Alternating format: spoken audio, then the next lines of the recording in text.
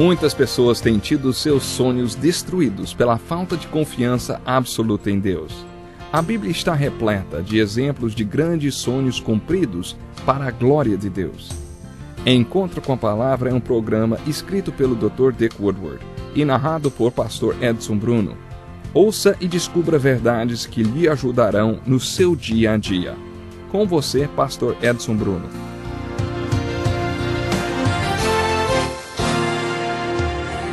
Seja bem-vindo ao Encontro com a Palavra.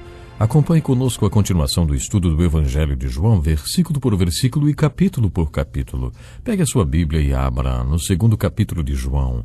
Os 11 primeiros versículos desse capítulo referem-se a um milagre muito importante de Jesus. Na verdade, o seu primeiro milagre, a transformação de água em vinho em um casamento lá em Caná.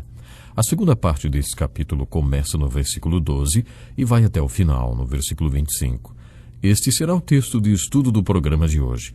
Acompanhe na sua Bíblia a leitura desse texto, que diz assim: Depois disso, ele desceu a Cafarnaum com sua mãe, seus irmãos e seus discípulos. Ali ficaram durante alguns dias. Quando já estava chegando a Páscoa judaica, Jesus subiu a Jerusalém. No pátio do templo viu alguns vendendo bois, ovelhas e pombas, e outros assentados diante de mesas, trocando dinheiro. Então ele fez um chicote de cordas e expulsou todos do templo, bem como as ovelhas e os bois. Espalhou as moedas dos cambistas e virou as mesas. Aos que vendiam pombas ele disse: Tirem essas coisas daqui, parem de fazer da casa de meu pai um mercado. Seus discípulos lembraram-se que está escrito: O zelo pela tua casa me consumirá. Então os judeus lhe perguntaram: Que sinal miraculoso o Senhor pode mostrar-nos como prova da sua autoridade para fazer tudo isto? Jesus lhes respondeu então: Destruam este templo e eu o levantarei em 3 dias.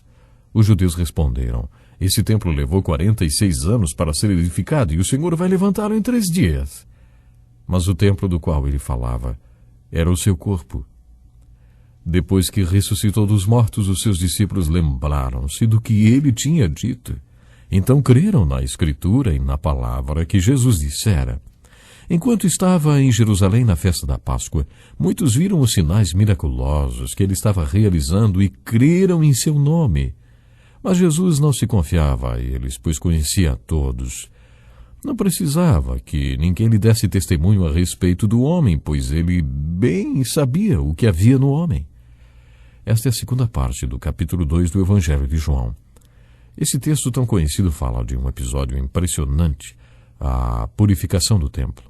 Ainda hoje, se visitarmos Jerusalém e o local do templo, veremos que esse episódio aconteceu numa área externa do templo, muito ampla, que estava sendo usada para a troca de moedas e venda de animais, que depois seriam usados pelos peregrinos para sacrifício. Agora, imagine Jesus correndo toda esta área com um chicote nas mãos, perseguindo aqueles que estavam negociando no templo.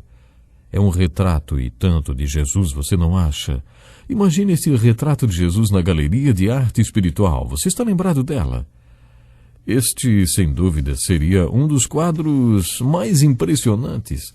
Jesus cheio de energia e dinamismo, não por causa do que tinha nas mãos, porque não passava de um chicote de cordas, mas por causa do fogo que as pessoas viam em seus olhos.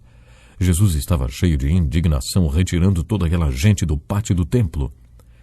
Este seria um ótimo retrato do mesmo Jesus, moderado e controlado, de outros retratos.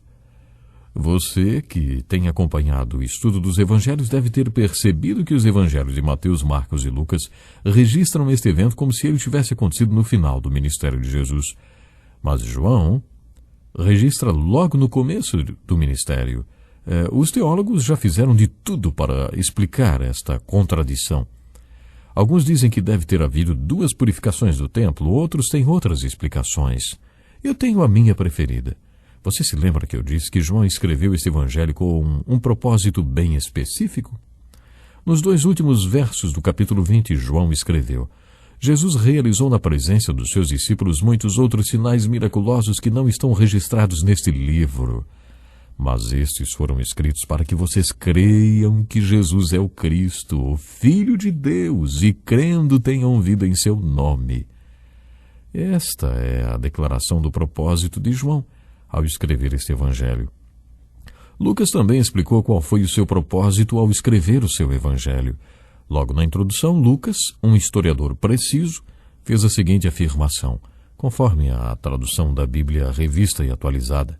Diz assim: visto que muitos houve que empreenderam uma narração coordenada dos fatos que entre nós se realizaram, conforme nos transmitiram os que desde o princípio foram deles testemunhas oculares e ministros da palavra, igualmente a mim me pareceu bem, depois de acurada investigação de tudo desde sua origem, dar-te por escrito, excelentíssimo Teófilo, uma exposição em ordem, para que tenhas plena certeza das verdades em que fostes instruído. Lucas foi um historiador meticuloso e preocupado em relatar os fatos em ordem cronológica. Muito bem, esse não foi o propósito de João. Eu não estou querendo dizer que João não se importasse com uma ordem cronológica dos fatos, mas essa não era a sua principal preocupação. Como já dissemos na introdução desse estudo, o propósito do quarto evangelho, o Evangelho de João, é único. E esta é uma das razões porque 90% do seu conteúdo não é encontrado nos outros 3 evangelhos. O propósito de João ao escrever este evangelho pode ser visto do começo ao fim dele. E o seu objetivo era mostrar que Jesus é o Messias, o Cristo, o Filho de Deus, e que a salvação só pode ser encontrada nele e através dele. Deus tanto amou o mundo que deu seu Filho unigênito, para que todo aquele que nele crer não pereça, mas tenha a vida eterna. Esta é a argumentação básica do Evangelho de João. O apóstolo João, desde o princípio, quis convencer que Jesus é o Cristo. Lembre-se que Cristo em grego significa a mesma coisa que Messias em hebraico. Mesmo que a purificação do templo não tenha acontecido no início do ministério de Jesus, ainda assim foi um sinal importante. Foi neste contexto que Jesus declarou um dos sinais mais importantes de quem ele era. Destruam esse templo e eu o levantarei em 3 dias. Jesus estava se referindo à sua ressurreição, que é o sinal mais importante listado por João. O primeiro sinal de Jesus que João apresentou foi o milagre da transformação da água em vinho, representando, assim, um resumo do que João fala no seu prólogo, ou seja, os que responderam devidamente a Jesus nasceram de novo. Esse sinal foi o primeiro que João listou porque é muito importante. Ele prova que Jesus é o Cristo, o Messias, o Filho único de Deus. Além desse sinal, que tem uma implicação teológica muito importante, pense Jesus do ponto de vista humano, como um homem sem muitas credenciais, promovendo uma limpeza no templo cheio de coragem, segurando apenas um pequeno chicote de cordas e com os olhos cheios de indignação. Jesus não tinha frequentado a escola de rabinos. Ele era um simples filho de carpinteiro da cidade de Nazaré. Naquele tempo, Nazaré era na verdade uma cidade sem nenhuma importância. Tente visualizar Jesus no pátio do templo, avançando em direção às mesas dos cambistas, tirando todos aqueles animais e dizendo todas aquelas coisas. Não é de se espantar que os líderes religiosos judeus, as autoridades do templo, logo chegassem perguntando: quem você pensa que é, hein? É o que lemos em outro evangelho. Com que autoridade estás fazendo essas coisas? Quem te deu autoridade para fazê-las? Os líderes religiosos desafiaram Jesus. Afinal, quais eram as credenciais dele? Para entender por que Jesus ficou tão indignado, acho que podemos dizer: muito bravo, precisamos entender um pouco mais sobre o templo. O templo de Salomão foi construído seguindo os mesmos padrões da tenda de adoração. O pátio do templo era chamado de pátio dos gentios porque, se uma pessoa não judia fosse ao templo, ela ficaria naquela área. Aquela era uma área reservada para os gentios. Por isso, ao relatar esse episódio, Marcos disse que Jesus repreendeu os líderes religiosos por transformarem a casa do seu pai em um covil de ladrões e salteadores.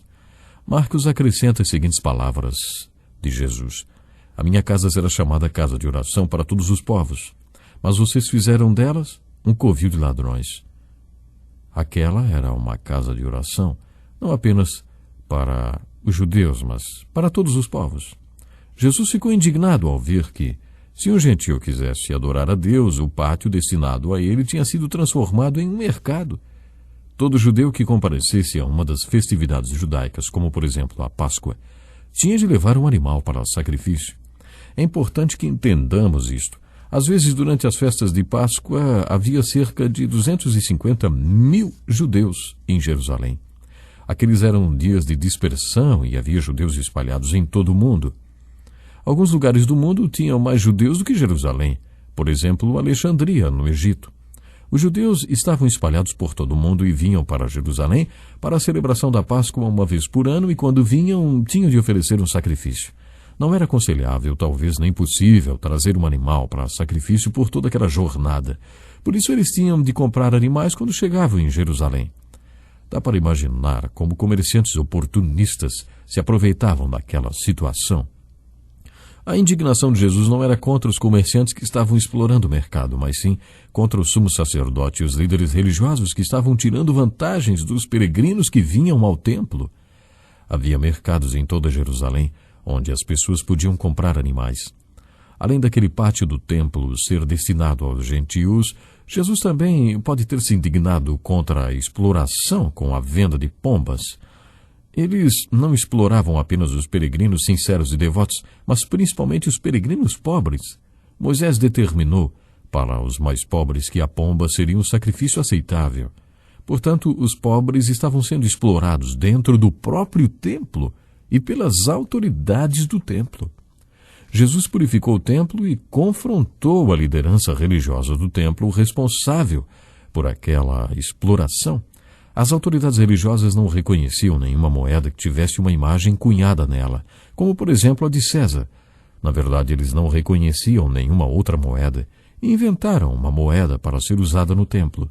Dessa forma, quando os peregrinos chegavam em Jerusalém, vindos de toda parte do mundo, tinham de trocar o seu dinheiro e os cambistas estabeleciam um preço baixo para o dinheiro estrangeiro. Além disso, ainda lucravam com a venda de animais por preço 75% acima do que era cobrado no mercado. Por isso, somando o lucro que eles obtinham com a troca de dinheiro e o lucro com a venda de animais, o mercado do templo havia se tornado um ótimo negócio para os líderes religiosos. Mas, como já disse, um negócio corrupto. Qualquer pessoa íntegra ficaria furiosa com aquela situação. Ainda mais se essa exploração dos peregrinos fosse feita pelos próprios líderes do templo que deveriam cuidar da casa de Deus. Podemos imaginar a cena e justificar a indignação de Jesus correndo por aquele pátio enorme, agitando seu chicote e retirando os mercadores de dinheiro e de animais. Infelizmente, o nosso tempo acabou. Mas você tem um encontro com a palavra, hein? Participe do nosso próximo programa. Até lá.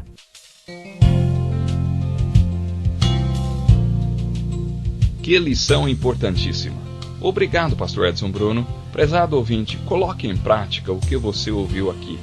Sem dúvida, sua vida será grandemente abençoada. Este é um estudo escrito pelo Dr. Dick Woodward, na voz do pastor Edson Bruno. Escreva-nos e solicite o material. Nosso endereço é Encontro com a Palavra, Caixa Postal 2011, CEP 89201-970, Joinville, Santa Catarina. Até o nosso próximo encontro com a Palavra.